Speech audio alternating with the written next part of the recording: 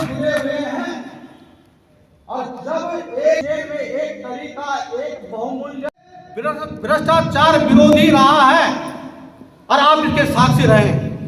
मैं आपके साथ लगातार विगत 3 सालों से विभिन्न आंदोलन के माध्यम से अपने लोगों के बीच स्थापित एक व्यवस्था को आगे बढ़ाने का काम करता रहा हूं।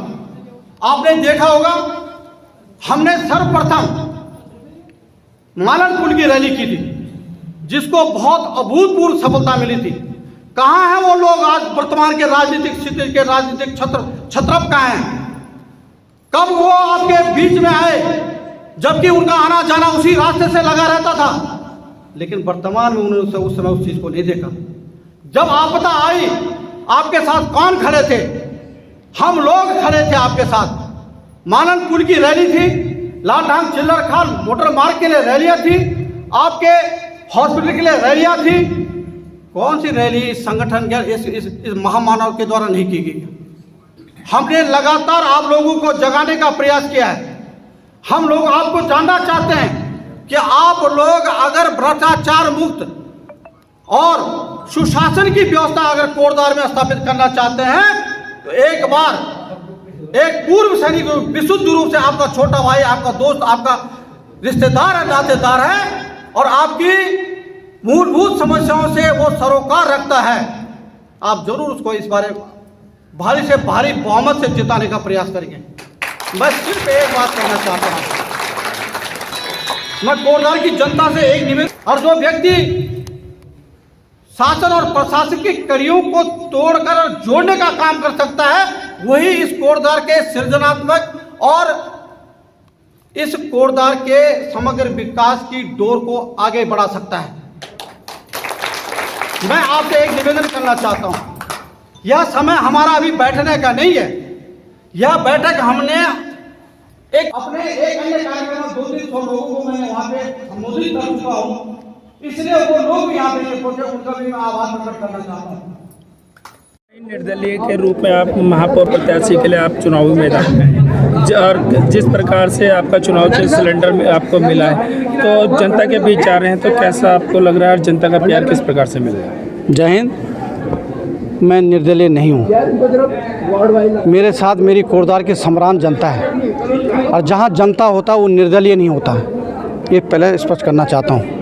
मैं आभार प्रकट करना चाहता हूँ कोटद्वार की जनता का, जिनका अपार समर्थन और सहयोग मुझे मिल रहा है, जिसके माध्यम से एक नए कोटद्वार के इतिहास को रचने का ये काम करने वाले हैं। और यह समय गवाह होगा कि कोटद्वार का इतिहास इस बार बदल के रहेगा। इसके लिए इन लोगों ने एक कृत संकल्पित होकर यहाँ पे आए हैं। इनके दिल की गहराई से मैं आभार प्रकट करना चाहता हूँ। मैं अपनी मातृशक्ति का भी दिल की गहराई से आभार प्रकट करना चाहता हूँ। जिस प्रकार का आपने सहयोग और समर्थन मुझे दे रहे हैं, वो कहीं ना कहीं आप एक दुर्गा के रूप में मुझे आशीर्वाद देने का काम कर रहे हैं, जो दुर्गा रूपी आशीर्वाद मुझे कहीं ना कहीं आने वाले चुनाव में मुझे लाभ प्रदान करेगा।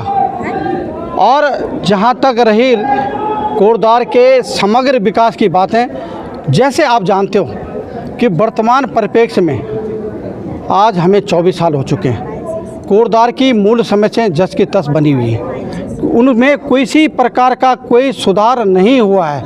यहाँ की सड़कें जीर्ण हो चुकी हैं, यहाँ की सीवरेज लाइन नहीं है, पानी नल है तो पानी नहीं है, बिजली है के पोल है तो तारें लटक रही हैं। जो मूलभूत समस्याएं नगर निगम से संबंधित हैं, उन समस्याओं का अगर सही ढंग से जीर्णोद्धार अगर कोई कर सकता है तो वो एक पूर्व सैनिक कर सकता है, क्योंकि हमें आपदा प्रबंधन का भी ज्ञान है। हमने विभिन्न परिस्थितियों में काम करना, भारतीय सेना ने हमें विभिन्न परिस्थितियों में काम करना सिखाया है।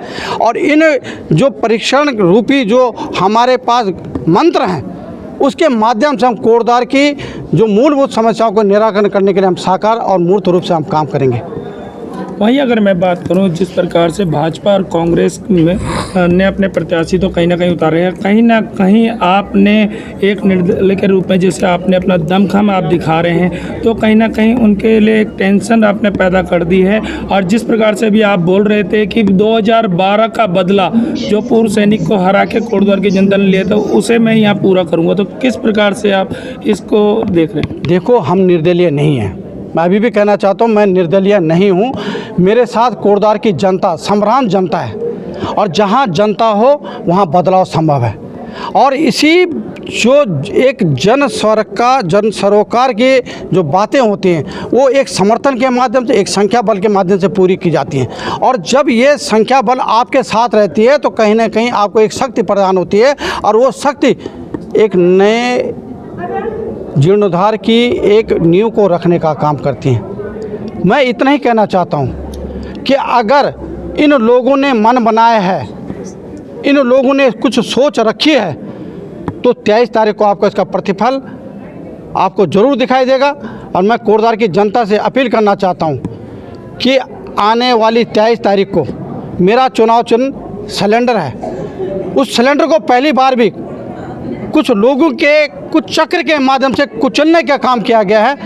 वो लोग भी वापस इस विचारधारा के साथ जुड़ें, जिसके माध्यम से हम उस व्यक्ति को भी अपनी श्रद्धांजलि अर्पित करें, और उस व्यक्ति के प्रति भी हम अपनी भावनाओं को व्यक्त करना चाहते हैं, जिनको 12 साल पहले राजनीतिक स्थिति से अलग करने का, काटने का, उसको अलग करने का काम किया गया। उनको भी हम एक विशुद्ध रूप से सैल्यूट कर सकें, उनका समर्थन कर सकते हैं, और कोटद्वार की विकास के लिए नई एक नींव का पत्थर हम साबित करें। मैं इन शब्दों के साथ आपके दिल के गहरे से आभार प्रकट करना चाहता हूं कि आप आए। बहुत बहुत धन्यवाद। वहीं अगर मैं बात करूं आपको रोक के कि कहीं ना कहीं 12 साल मोटर नगर का बस अड्डा जो मल्टीप्लेक्स बन रहा था वो गड्ढे में आज भी तब्दील है। अगर आप नगर निगम अध्यक्ष बनते हैं तो उस पर किस प्रकार का आपका कार्य रहेगा? देखिए, योजनाबद्ध तरीके से आर्बिट्रेशन को किस प्रकार नेगोशिएशन टेबल पे लाना है, वार्ता के टेबल पे लाना है, ये सबसे बड़ा विषय है। अभी वर्तमान में उस पर कोई भी वार्ता संभव नहीं हो पा रही है। कारण है कि शासन, प्रशासन और आर्बिट्रेशन बात करने के लिए तैयार नहीं है। हम 6 महीने के अंदर एक समिति, एक्सपर्टीज़ की समिति गठित करके उसके निराकरण के लिए जो वो माननीय सुप्रीम कोर्ट या हाई कोर्ट में जहाँ तक भी निलंबित है, वहाँ पे अपने आर्बिट्रेशन और अपने अधिवक्ताओं के माध्यम से एक टीम गठित करेंगे कि इसमें क्या समस्याएं पैदा हुई है, क्यों ये मोटर नगर अभी तक इसका जीर्णोद्धार नहीं हुआ है, उसकी कमियों को निकालते हुए और उनके समाधान के लिए हम आगे बढ़ेंगे। तो मैं कहता हूँ कि 6 महीने के अंतर्गत आपको एक सुगत एक संदेश उस मोटर अड्डे, बस अड्डे के बारे में मिलेगा, ऐसा मैं मानता हूँ। वहीं अगर बात करें एक मुख्य समस्या ट्रेचिंग ग्राउंड की भी कोटद्वार में कहीं ना कहीं लगी रहती है, तो उस पर किस प्रकार से? देखिए, 1972 से और 1985 तक यह कूड़ा नगर क्षेत्र और वर्तमान यूपी में पड़ता था। हम चाहते हैं कि यह कूड़ा निस्तारण अधिनियम 2000 है, क्या कह रहा हूँ मैं, कूड़ा अधिनियम 2000, उसके बिंदुओं को ध्यान में रखते हुए इसको नगर से दूर जहाँ पे ये पहले पड़ता था वहीं पे डलवाने का प्रयास करेंगे। इसके लिए अगर हमें उत्तर प्रदेश सरकार से भी बात करनी हो, राज्य सरकार की भी बात करनी हो, हम निरंतर बात करेंगे।